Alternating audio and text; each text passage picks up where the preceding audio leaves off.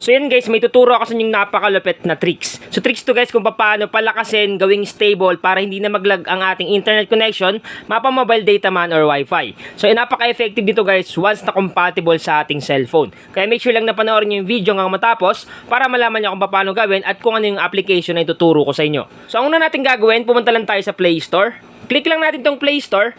Once na maklik na natin yung Play Store, pumunta tayo sa search bar or search engine sa taas. So eto yun, click lang natin. Then, i-type natin dito yung pangalan ng application. So, i-type natin yung Net Optimizer. Yan guys, yung i-type natin, uulitin ko, Net Optimizer. Once na ma-type na natin yan, search lang natin. Para ma-search yan, tap lang natin itong magnifying lens sa baba. Click lang natin yan. Automatic lalabas yan sa pinakaunang result. So, eto siya. Click lang natin. Ito yung hanapin natin sa Google Play Store. Net Optimizer, Optimize Ping. Yung creator nito guys ay BGN Mobi.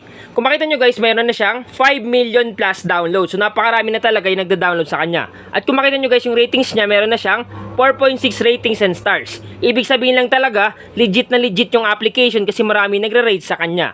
At kung magbabasa naman kayo ng mga comments and reviews, halos puro positive comments yung mababasa nyo. Katibayan lamang yun guys sa talagang satisfied yung mga nagda-download itong application na Net Optimizer Optimize Ping. Ang una natin gagawin, kailangan natin i-download at install itong app. Once na ma-install na natin, open lang natin, click open. Take note guys compatible to mapa wifi man or mobile data. So once na maklik mo yung application, ito yung lalabas. Nakalagay dyan, Net Optimizer, faster connection, happier lives.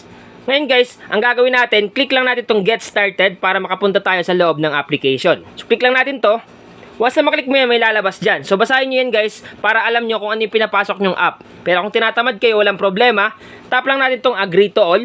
Click lang natin. Ngayon, automatic mapupunta tayo dito. So, meron dito mga tutorial kung paano gamitin yung application. So, pwede nyo basahin guys para malaman nyo at maintindihan nyo kung paano gamitin yung app. Pero ngayon guys, i-skip na natin para marekta na tayo sa loob ng application. So, click lang natin ng skip tutorial. Once na maklik na natin yun, ito yung makikita nyo. So, ang gagawin nyo lang, maybe later lang muna. Click natin itong maybe later. Then, lalabas itong privacy note. So, ang gagawin lang natin, click lang natin itong continuous free. So, click natin yan. Ngayon, paano nga ba gamitin itong application na Net Optimizer? So, ang gagawin lang natin guys, kailangan natin to i-activate. So, para ma-activate yan, click lang natin itong activate dito. Click natin. Then, lalabas itong information. So, ang gagawin mo lang, got it lang. Tap lang natin itong got it. Then automatic guys, mag-loading yan at mag-scan ng mga DNS servers. So antay lang natin matapos yung pag-scan niya. Lalabas din yung connection request. So ang gagawin mo lang, tap mo lang tong OK dito. Click OK. Then automatic guys, lalabas siya. Nakalagay dito, Net Optimizer activated. So ibig sabihin guys, activated na yung Net Optimizer sa ating device. So ang gagawin lang natin, click lang natin tong X button. So kung makikita nyo guys, activated na yung Net Optimizer sa ating device. Ibig sabihin lang, nakahanap na siya ng compatible na DNS server or DNS changer sa ating area. Take note guys nakadepende talaga sa area yung lakas ng internet connection. Pero dahil sa tulong ng Net Optimizer na to, mas nahanap niya yung compatible na DNS changer or DNS server na magpapalakas at magpapa-stable ng ating cellphone. Lalong-lalo na kung tayo gamer, malaking tulong talaga to. Ngayon subukan natin kung talagang stable nga ba at mabilis yung application na Net Optimizer once na inactivate natin sa ating device. So try natin pumunta sa aking Facebook page. So click natin tong Facebook natin, click natin tong app. Then mag-try tayo dito ng video.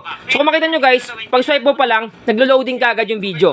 Ibig sabihin lang talagang stable at mabilis talaga yung ating internet connection dahil sa application ng Net Optimizer. So once na compatible talaga yung mahanap na DNS server or DNS changer sa ating area, automatic lalakas at bibilis yung ating internet connection, mapa mobile data man yan or wifi. Guys, take note once na hindi gumana itong application, ibig sabihin lang, hindi compatible yung mga nahanap niya na DNS changer sa inyong lugar. Pero mas maganda pa rin na subukan natin at malay nyo compatible sa inyo, kahit pa paano makakatulong na din para bumilis, lumakas at maging stable yung ating internet connection, mapa mobile data man or wifi. So yan guys, sabalayan ko muna kayo. Sa mga hindi pa nag-order ng ating official merch or t-shirt natin na Mindtech Official, so eto yon, suot-suot ko na.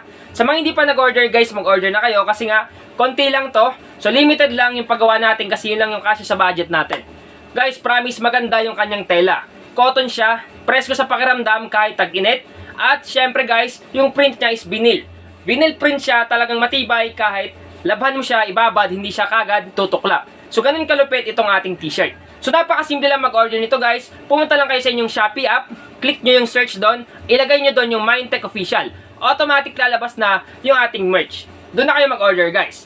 Or kung gusto nyo naman, i-PM nyo na lang ako sa aking FB page. Itong mismong FB page natin, i-PM nyo ako dyan at pwede kayo mag-order sa akin ng direkta. So ano pang inaantay nyo guys, mag-order na kayo. Supportahan nyo guys yung ating kauna-unahang official merch ng Mindtech Official. Sana guys nakatulong tong vlog ko ngayon. Once again na Mindtech PH, thank you and God bless all.